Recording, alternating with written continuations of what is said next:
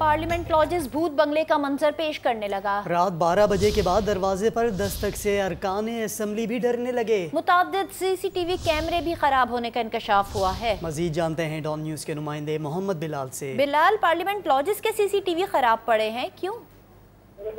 देखिए, बिल्कुल आज आईजी इस्लामाबाद ने जो ब्रीफिंग दी है पार्लियामेंट लॉजेस की सिक्योरिटी के हवाले से, उनका ये कहना था कि पार्लियामेंट लॉजेस के मुताबिक सीसीटीवी कैमरे जो हैं वो खराब हैं और सीडीए को इस हवाले से मुतला भी किया जा चुका है। अरकान पार्लियामेंट ने भी पार्लियामेंट लॉजेस की सिक्योरिटी के ऊपर काफ़ी खदशात का इजहार किया और अरकान का यही कहना था कि गैर ज़रूरी और अजनबी अफराद जो है वो पार्लियामेंट लॉजेस में दाखिल होते हैं। रात 12 बजे तक भी उनके जो लॉजेस हैं उन पर आकर दस्तक दी जाती है।